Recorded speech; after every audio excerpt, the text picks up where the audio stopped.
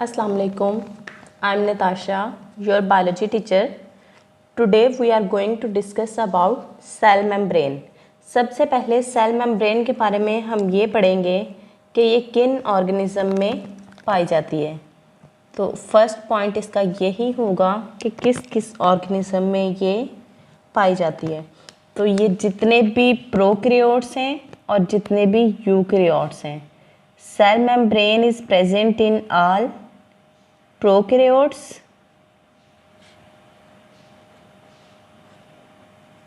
and all eukaryotes।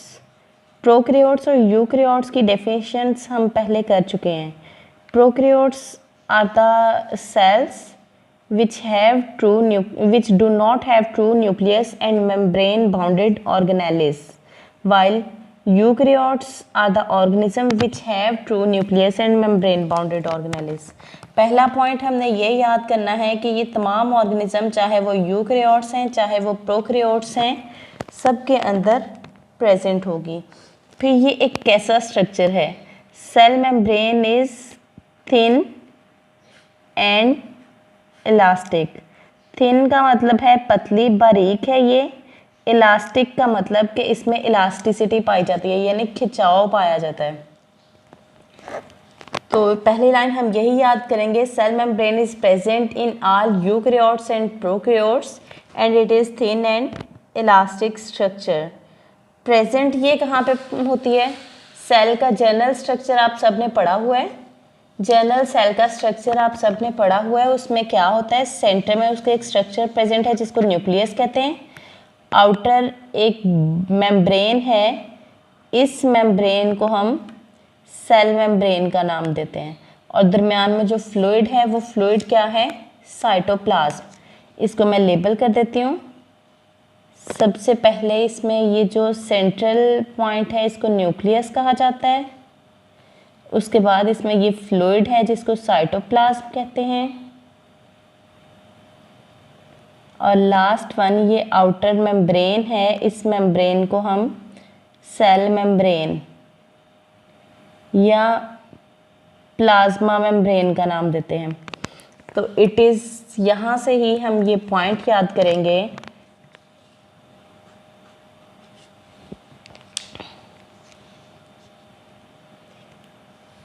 It is present, it is, यहाँ आप ये कह रहे हैं it is found covering the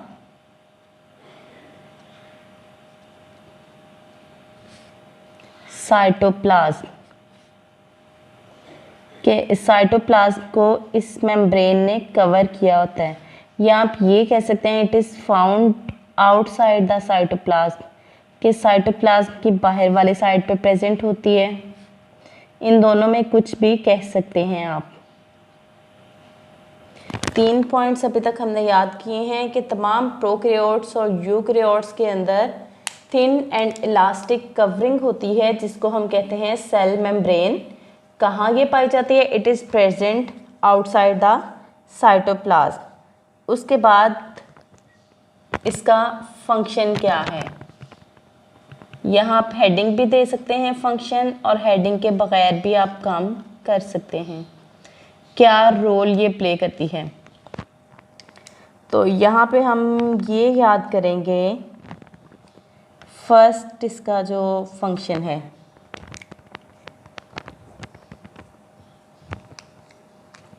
cell membrane function as semi permeable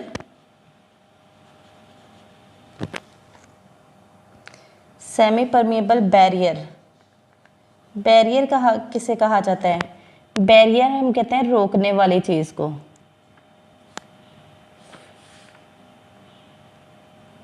और सेमी परमिएबल का मतलब है कुछ हद तक परमिएबल। जैसे सेमी गवर्नमेंट इंस्टीट्यूट्स होते हैं। गवर्नमेंट इंस्टीट्यूट्स गवर्नमेंट के अदारे होते हैं जिनके सारे काम गवर्नमेंट की मर्ज़ी के बगैर नहीं किए जा सकते, जबकि प्राइवेट इंस्टीट्यूट इस तरह के होते हैं जो अपनी मर्ज़ी से कुछ भी कर सकते हैं। कोई भी काम, कोई भी रूल लागू कर सकते हैं। लेकिन जो सेमी गवर्नमेंट इंस्टीट्यूट्स होते हैं उन्होंने कुछ काम इस तरह के होते हैं उनके जो वो गवर्नमेंट से पूछे बगैर नहीं कर सकते। इसी तरह ये वर्ड है सेमी परमिएबल। परमिएबल हम ऐसी चीज़ को कहते हैं जिसके आर पार चीज़ें गुजर सकती हैं। सेमी का लफ्ज़ जब आ गया, सेमी परमिएबल मीन इसमें से कुछ चीज़ें तो गुजरेंगी और कुछ चीज़ें नहीं गुजरेंगी। इसी के आगे उन्होंने आपकी बुक में इसको एक्सप्लेन कर दिया है, अलोइंग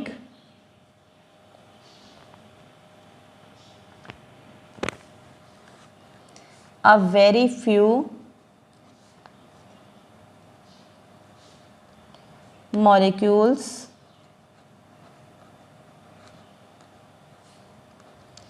across it, कि बहुत थोड़े से मॉलिक्यूल हैं जिनको ये अपने आर पार गुजरने देती है। while fencing the majority of chemicals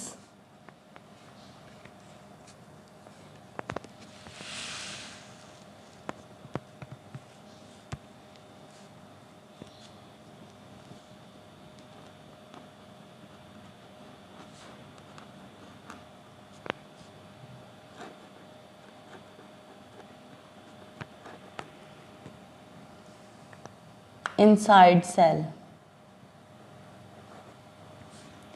कि ये एक सेमी परमिएबल बैरियर है जो बहुत थोड़े से मॉलिक्यूल्स को अपने अंदर से गुजरने देती है और बाकी तमाम मॉलिक्यूल्स को, बाकी तमाम केमिकल्स को सेल के अंदर ही रोक देती है। फेंसिंग का मतलब होता है रोकना। फेंस कहते हैं बाड़ को, जो अक्सर गार्डन्स की बाउंड्री के ऊपर एक ऊंचे ऊंचे प्लांट्स लगाए जाते हैं जो फेंस करते हैं कुछ एनिमल्स को कि वो आके प्लांट्स को ख़राब ना कर दें। तो यहाँ पे भी फेंसिंग का मतलब है रोकना। एक फंक्शन तो इसका ये है कि ये एक सेमी परमिएबल बैरियर के तौर पे एक्ट करती है। इसका सेकेंड फंक्शन देख लेते हैं क्या है।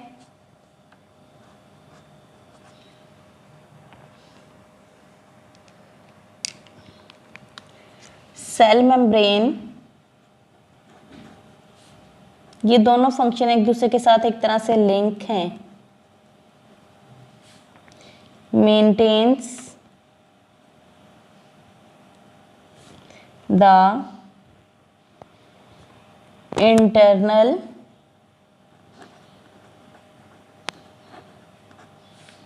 कंपोजिशन ऑफ सेल, यानी सेल के अंदर उसकी कंपोजिशन यानी केमिकल्स को मेंटेन करने में भी इसका रोल है। इसके बाद एक इसका थर्ड फंक्शन है। थर्ड फंक्शन इसका क्या है? It sense chemicals message and can identify other cell,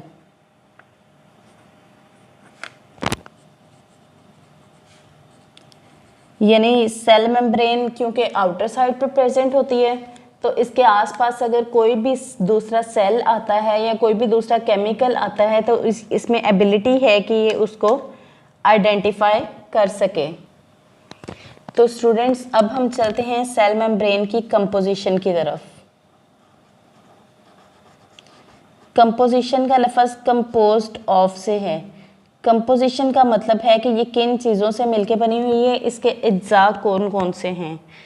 तो साइंटिस्ट ने इसको इलेक्ट्रॉन माइक्रोस्कोप से देखा और तब इनको पता चला कि ये किस किस चीज़ से बनी हुई है।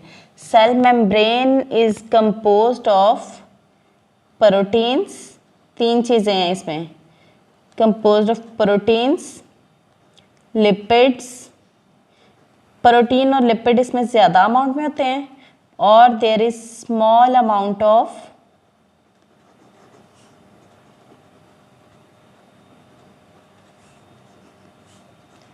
कार्बोहाइड्रेट। ये तीन चीज़ें मिलके सेल मेम्ब्रेन का स्ट्रक्चर बनाती हैं। अब स्टूडेंट्स, ये तीनों चीज़ें एक दूसरे के साथ किस तरह से मिली हुई हैं, किस तरह से अरेंज हुई होती हैं। जब इन्होंने साइंटिस्ट ने सेल मेम्ब्रेन को इलेक्ट्रॉन माइक्रोस्कोप से देखा तो उन्होंने इसके लिए एक मॉडल पेश किया। उस मॉडल का नाम है फ्लूइड मोज़ेक मॉडल। क्या नाम है? Fluid mosaic model. ये बहुत ही इंपॉर्टेंट क्वेश्चन है, पेपर में अक्सर पूछा जाता है। इसकी आपने डायग्राम भी बहुत अच्छे तरीके से लर्न करनी है और इस मॉडल को भी आपने बहुत अच्छी तरह से याद कर लेना है। ये मैं आपको समझा देती हूँ, उम्मीद है आपको समझ आ जाएगी। तो अकॉर्डिंग टू दिस मॉडल, गौर से सुनिएगा, पहला पॉइंट आपने याद करना है। According to this model there is lipid bilayer. Lipid bilayer, bi का मतलब होता है टू, लिपिड मतलब लिपिड, लेयर लेयर्स, यानी दो लिपिड्स की लेयर होती हैं। जब भी हम लिपिड को डायग्राम में ड्रॉ करने लगते हैं तो हम ऐसा स्ट्रक्चर बनाते हैं, यूं। ये लिपिड है और इसी तरह से हम लिपिड की एक लेयर बना देंगे।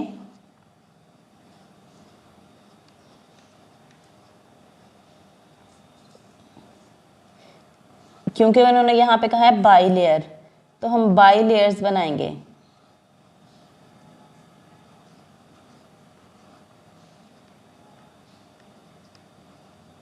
There is a lipid bilayer, एक पॉइंट हो गया, इन विच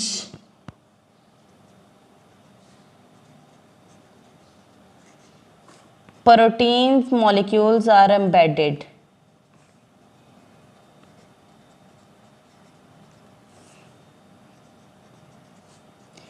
एम्बेडेड का मतलब होता है धंसे होना, यानी लिपिड की लेयर है और उसके अंदर प्रोटीन्स के मॉलिक्यूल उसमें मिक्स हुए हुए हैं या उसके अंदर इन्वेजिनेट हुए हुए हैं। तो स्टूडेंट्स, यहाँ मैं आपको प्रोटीन के मॉलिक्यूल्स बना के दिखाती हूँ। कुछ प्रोटीन के मॉलिक्यूल्स इस तरह से हैं जो लिपिड के दरमियान में आए हुए हैं। इस तरह से ये सेंटर में प्रोटीन है और फिर आगे लिपिड की लेयर है।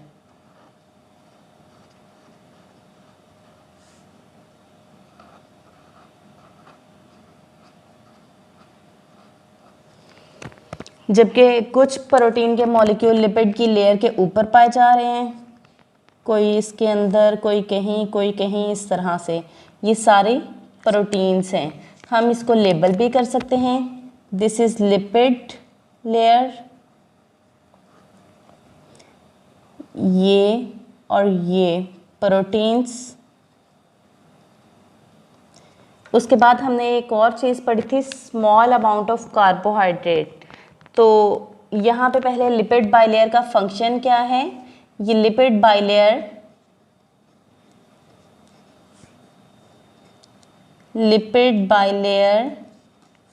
क्योंकि हमने पढ़ा है कि सेल मेम्ब्रेन एक इलास्टिक स्ट्रक्चर है, तो लिपिड बाइलेयर इसको इलास्टिसिटी देती है। Lipid bilayer gives fluidity and elasticity, किसको? To the membrane, cell membrane को। ये तकरीबन एक पॉइंट हो गया। दूसरा पॉइंट इसमें हमने पढ़ा था, small amount of carbohydrate are also present in the cell membrane. तो यहीं पे हम ये मेंशन कर देते हैं कि there is also small amount of carbohydrates, कि इसके अंदर कार्बोहाइड्रेट्स भी पाए जाते हैं। कार्बोहाइड्रेट्स कहाँ पे पाए जाएंगे? ये कहीं कहीं इधर प्रोटीन्स के ऊपर अटैच होंगे और कहीं लिपिड्स के ऊपर अटैच होंगे। ये स्टूडेंट्स कार्बोहाइड्रेट्स हैं।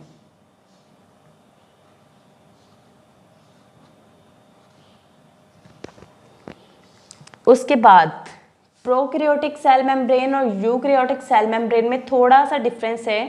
हर ऑर्गेनेली में, अगर जो ऑर्गेनेलीज प्रोकैरियोट्स और यूकैरियोट्स दोनों में पाई जाएंगी, उनमें जो डिफरेंस है वो हम साथ साथ याद करेंगे। तो ये तो जो सेल मेम्ब्रेन का स्ट्रक्चर अब तक हमने पढ़ा है, ये प्रोकैरियोटिक सेल मेम्ब्रेन है। यूकैरियोटिक सेल मेम्ब्रेन में सिर्फ एक थोड़ा सा पॉइंट है, और वो ये है कि in eukaryotic cell membrane cholesterol is also present. हम यहाँ पे कहेंगे in eukaryotes cholesterol is also present in cell membrane. कि सेल मेम्ब्रेन के अंदर कोलेस्ट्रॉल भी पाया जाता है। कोलेस्ट्रॉल कहाँ पे पाया जाएगा? ये भी कहीं ना कहीं यहाँ प्रोटीन्स के साथ अटैच हैं, कहीं ये लिपिड्स के साथ अटैच हैं, तो इसको हम मेंशन कर देंगे कोलेस्ट्रॉल।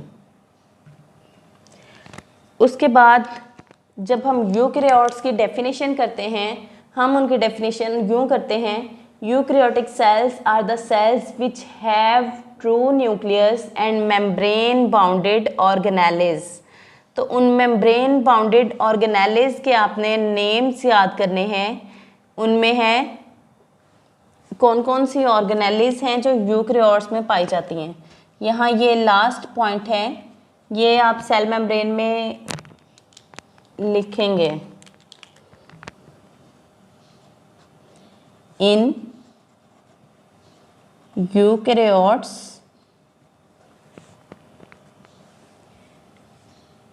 माइटोकॉन्ड्रिया जो एक ऑर्गेनेली है, आगे जाके हम ये सारे पढ़ेंगे, chloroplast,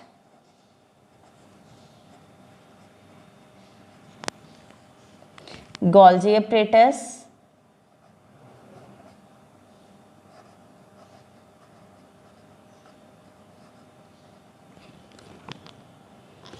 and endoplasmic reticulum. Endoplasmic reticulum. ये सारी बातें यहाँ बताने का क्या मकसद है कि ये जो तमाम ऑर्गेनेल्स हैं ये बाउंडेड होती हैं, is also bounded by membrane। These organelles are also bounded by membranes। तो स्टूडेंट्स यहाँ आपने एक और बात याद रखनी है, क्योंकि हमने यहाँ पे पढ़ा है कि ये जो ऑर्गेनेल्स हैं ये भी मेम्ब्रेन बाउंडेड हैं, और हमने पढ़ा है कि सेल की जो आउटर लेयर है उसको सेल मेम्ब्रेन कहा जाता है। तो यहाँ जो ये आपने स्ट्रक्चर पढ़ा है सेल का, इसमें हमने पढ़ा है कि सेल मेम्ब्रेन सेल की आउटर लेयर है। तो स्टूडेंट्स जब हम सेल की आउटर लेयर की बात करेंगे, इसको हम सेल मेम्ब्रेन नहीं कह सकेंगे। सेल मेम्ब्रेन एक जर्नल मेम्ब्रेन है, इस मेम्ब्रेन को हम कहेंगे प्लाज्मा मेम्ब्रेन। क्या कहेंगे? Plasma membrane. जब सेल की किसी भी मेम्ब्रेन की बात की जा रही है, लाइक यहाँ पे माइटोकॉन्ड्रिया है, माइटोकॉन्ड्रिया की जो आउटर मेम्ब्रेन है इसको ये भी एक मेम्ब्रेन है। उसके अलावा यहाँ गोल्जी एपरेटस है, गोल्जी एपरेटस की जो मेम्ब्रेन है वो भी एक मेम्ब्रेन है। एंडोप्लाज्मिक रेटिकुलम की मेम्ब्रेन भी एक मेम्ब्रेन है। तो जब हम इन तमाम मेम्ब्रेन्स की बात करते हैं, इनको हम कहेंगे सेल मेम्ब्रेन्स। जब हम सिर्फ सेल की आउटर मेम्ब्रेन की बात करेंगे तब हम इसको कहेंगे प्लाज्मा मेम्ब्रेन। उम्मीद है आज के लेक्चर की आपको समझ आ गई होगी। अगर किसी का कोई क्वेश्चन है तो वो कमेंट बॉक्स में आप पूछ सकते हैं। Stay tune. अल्लाह हाफिज़।